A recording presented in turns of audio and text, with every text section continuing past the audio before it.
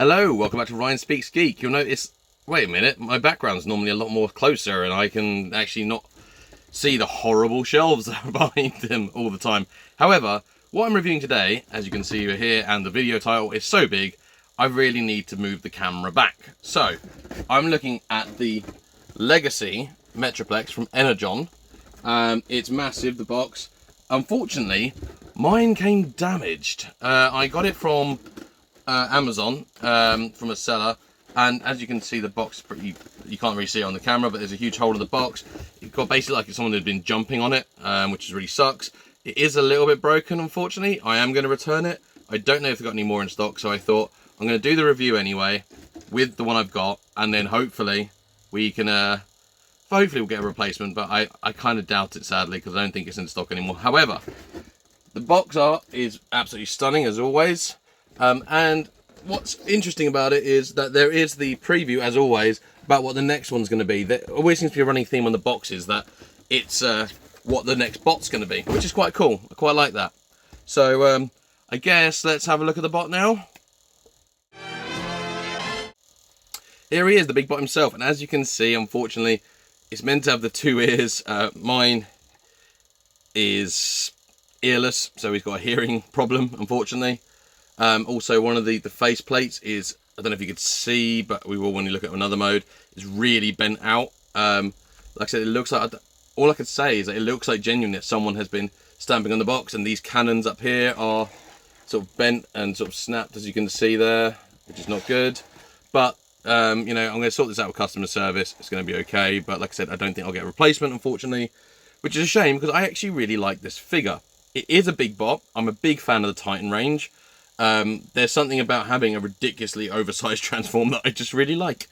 I was not a big fan of the Energon or Cybertron series. It just didn't do anything for me, unfortunately. I really enjoyed Armada. I liked the toy, liked the show, and I really liked the game. But I didn't like that weird sort of CGI but not CGI kind of look. It just didn't do much for me. And I know they're meant to be a trilogy, but I could never really feel like the Armada really linked to them.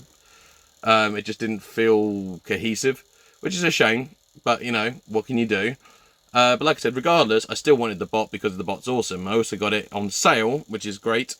Clearly, I don't think this guy's done as well as some of the other Titans, but like I said, he's still a great figure. Now, as you can see, he is an absolute beast of a bot. Interestingly, this one has more of a sort of two different bot modes and a vehicle mode. So his weapon, let's have a quick look at that first. As you can see, it's massive. This comes in two parts because it clips together like that. Has the two handles. It can also be clipped onto the back if you want it to. Like it sit on the back, so he doesn't have to be wearing it all the time. Again, pretty cool piece. Love a bit of wheelie turn. Said wheelie, grow up. This is really cool, and I probably would have given this to some of the other bots as well. Articulation wise, we've got like ratchets there. There's arm movements. There's the standard sort of claw type hands, movable thumb.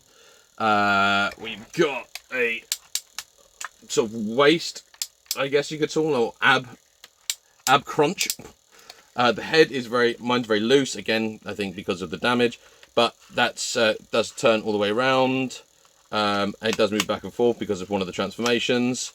The whole ears do move with the panels at the back. It's got these cannons that can flip up and down.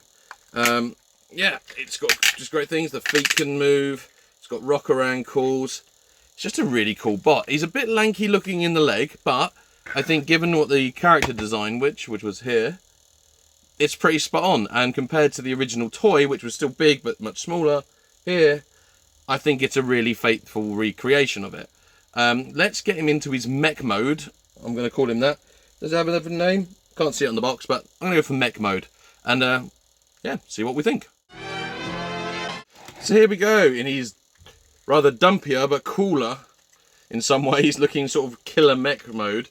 I really like this. Really like this mode. Big fan of it. It's yeah, I just really like it. I like the idea of it. It's got a sort of Terminator-y type face mode. Again, sorry, you can just see it's just, that's how broken it is. It's just swinging on its own. It's so loose. But the head sculpt in here is pretty good. It feels like sort of chunkier and beefier. I quite like it. It's got like almost like a carry handle on the back, which is awesome. But yeah, I just, again, like it. Doesn't have a particularly like vehicle mode or anything to it. It really is, it does feel more like almost like a mech mode. It almost feels like if it was a character, there should be a Decepticon in this mode. So I don't know if you want like a city-sized punch counter punch. Unfortunately, like I said, mine just does not, none of the bits sit quite right because it is a bit broken. But really cool figure, really cool. Again, adds a real sort of extra play mode. So, I mean, I've seen some people do some custom city modes in it before, but I kind of almost don't feel like I need to with this one. And most of the time I keep them in bot mode. And if I do manage to get another one, I might even display him like this, because I quite like it, because it's a bit different from the others. Yeah, so let's get him into what's the official vehicle mode, like the ground excavator mode, and have our final look before we put him into bot mode, maybe do some cheeky little comparisons. There it is in its excavator mode. This is seriously cool, and I've changed my mind. This actually might be my favourite mode. It's just really awesome. Again, unfortunately, some of the bits don't quite line up where it's obviously damaged. However, it's a beefy vehicle. I really like this. Doesn't turn into a city. It's just pure bot and construction, and yeah, hefty. It's absolutely hefty, but it's beautiful. Absolutely beautiful. Again, has almost like a carry handle element. So we've got the big bucket saw. We've got the claw. That is meant to come off, don't worry, that's not part of the brake thing, that's where it sort of slots in. Saying that, you can't get it back in now. Oh. There we go. Again, it's a bit warped, I think, where it's damaged, but yeah, this is just really cool. Look at that. I love the colour scheme of it as well. It makes it stand out. I know when people saw the leaks that there was a Metroplex coming and people were upset there wasn't a re-release of the Titans 30th anniversary one. Like the Titan scale, the first Titan scale we got, really. But I'm going to do some comparison shots of that one in the mix. I do actually own one of those. I'm very lucky. Really cool. I'm a bit gutted it doesn't come with a mini bot. Normally there's some kind of extra bot that comes with them, whether that be even Countdown with Omega Supreme. So you can't even use the argument that this one wouldn't have had one, because that Countdown doesn't belong with Omega Supreme, but we got one. All the other ones have come with some kind of bot, even if it is a mini-con style. I know he didn't have one, but I think there's plenty of opportunity of characters we could have had from the show, or even just a recolor of an existing sort of Micromaster or something to go with it. I just feel like it needs something. Could have been cool to have a Micromaster that could have sat in here, actually. That would have been a cool little thing to have, as like almost like a pilot. But the feet open up, and they've got the big buckets. They're really cool. Yeah, really happy with it. Except for the, well, happy with the design, not happy with this one because it's broken. However, like I said, if the opportunity comes up, I might try and get another one. But yeah, it's really cool and I like it very much. So as I said, let's have a look at some comparisons. I'll get it into bot mode in that meantime and give you some final thoughts.